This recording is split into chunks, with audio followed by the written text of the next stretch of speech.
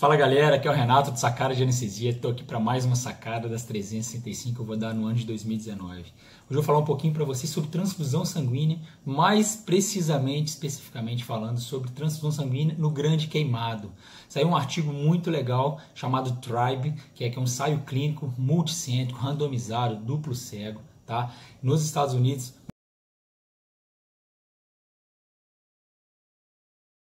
No final de 2017, comparando a estratégia restritiva, tá, e liberal na transfusão sanguínea dos pacientes grandes queimados, acima de 20% de área corporal queimada e internados na UTI. A gente sabe que ao longo desses últimos anos, né, muitos estudos vêm surgindo, né, comparando estratégias restritivas e liberais, né, de transfusão sanguínea em vários tipos de pacientes, né, pacientes com fratura de quadril, né, em pacientes internados na UTI, tá, de uma forma geral, né, pacientes vítimas de cirurgias cardíacas, né, então já está bem estabelecido que para esse tipo de pacientes, de uma forma geral, inclusive em cirurgias cardíacas, esses trabalhos mostraram que não houve diferenças, tá, nos grupos com estratégia restritiva dos com estratégia liberal, mostrando então que vale a pena restringir, né, a transfusão sanguínea, muito por conta do custo também, tá? Então assim, vários endpoints foram estudados, né? E o principal dele, né, na maioria dos estudos, foi mortalidade, tempo de internação, né, infecção, mostrando que as estratégias restritivas foi tão boa, tão eficaz quanto as liberais, né? Então provando que não precisamos transfundir tanto os pacientes, tá? Porque as estratégias restritivas são tão boas quanto os pacientes têm um prognóstico aí semelhante, né? Então a gente vale a pena pensar assim, poxa, mas e os grandes queimados? Os grandes queimados são uma população bem diferente, é por isso que desses grandes estudos comparando, né, as incidências de mortalidade, né, tempo de internação, né, infecção, nessas populações, né, os trabalhos excluíram, né, os grandes queimados, né? Por quê? Porque é uma população diferente. O grande queimado ele é um paciente hipermetabólico, né? É um paciente suscetível demais à infecção, né? É um paciente que no primeiro momento ele tem um overload, né? Ele tem uma estratégia, né, de reposição volêmica muito intensa. Talvez hoje é o paciente que mais recebe volume, com maior indicação de terapia, né, volêmica, reposição volêmica, né, que a gente conhece. Então esses pacientes recebem muito volume no primeiro momento. Então esses pacientes também têm uma tendência maior a fazer congestão pulmonar, né, a fazer pneumonia, né. O tempo de internação dos grandes queimados geralmente é muito longo, né. Então esses pacientes passam por múltiplas abordagens cirúrgicas.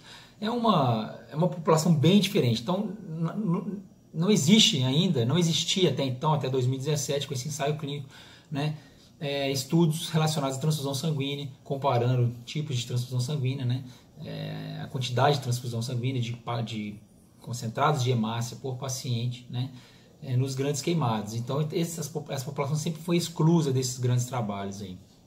E aí esse trabalho de 2017, né, o TRIBE, que é um ensaio clínico grande nos Estados Unidos, multicêntrico, resolveu comparar então estratégias restritivas e liberais no grande queimado, né? Então eles pegaram dois grupos, eram 347 pacientes, eles pegaram dois grupos, né? Um com estratégia restritiva, outro liberal. O que era restritiva?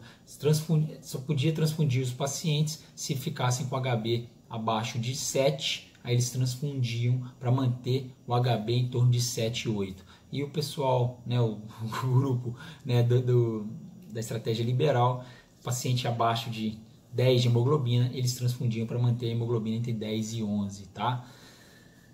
É lógico que teve grupos, né, que foram excluídos, né, pacientes foram excluídos, né? Então os critérios de exclusão, um deles foi coronariopatia, trauma crânioencefálico, TCE, né, Glasgow abaixo de 9, né? Então teve vários grupos de pacientes excluídos desse trabalho, né, para poder deixar o grupo mais homogêneo, enfim, e não ter nenhum viés e também não causar não ser nada antiético também, vamos dizer assim. A gente sabe que pacientes com trauma crânioencefálico, coronariopátia, precisa de ter uma oferta melhor de oxigênio, então a hemoglobina precisa ser um pouco mais alta, né?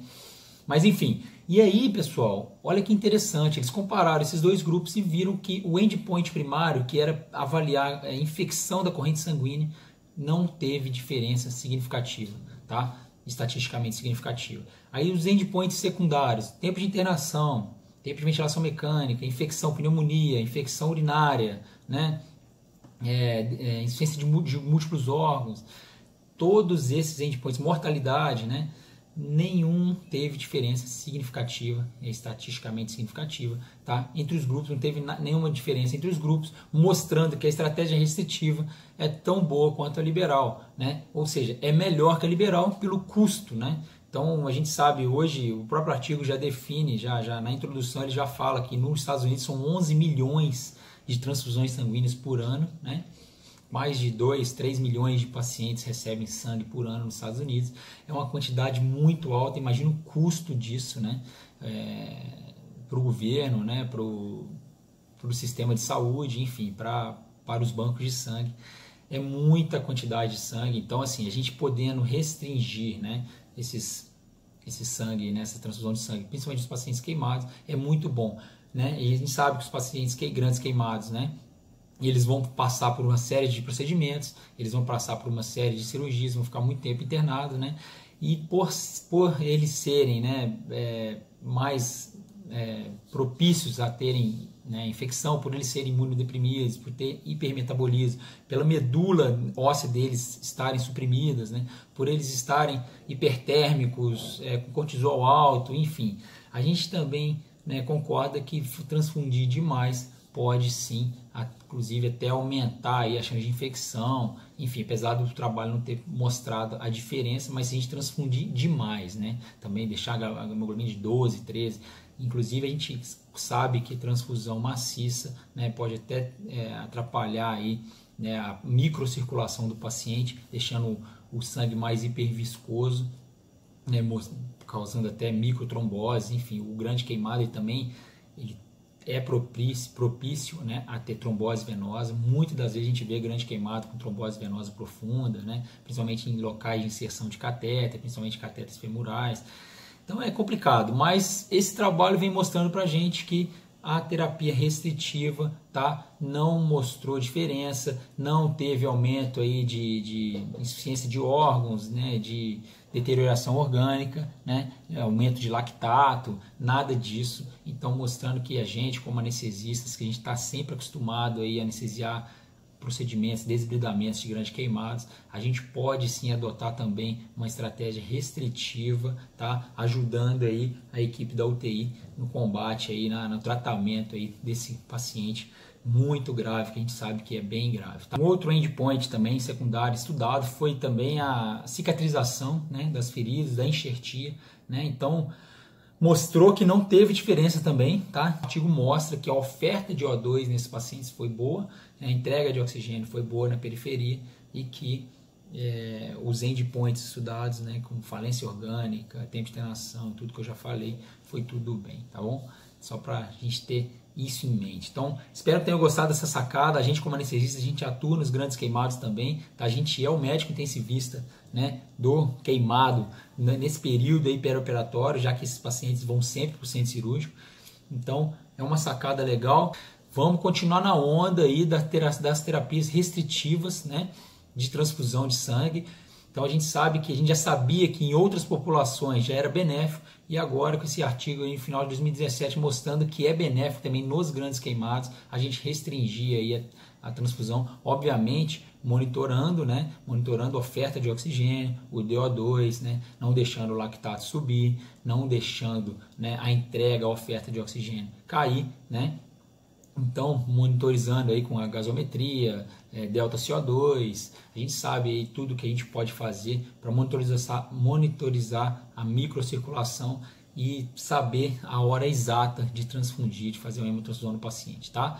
Mas sabendo que, no geral, nesse artigo, né, terapias restritivas, deixando o HB entre 7 e 8 desses pacientes, né, não houve diferença com relação a deixar a hemoglobina acima de 10, tá bom, pessoal? Então é isso. Se curtiu a sacada, dê um like, tá? Compartilhe o vídeo, se inscreva no canal, ative as notificações no sininho aí para receber notificações diárias dos vídeos que são publicados, tá?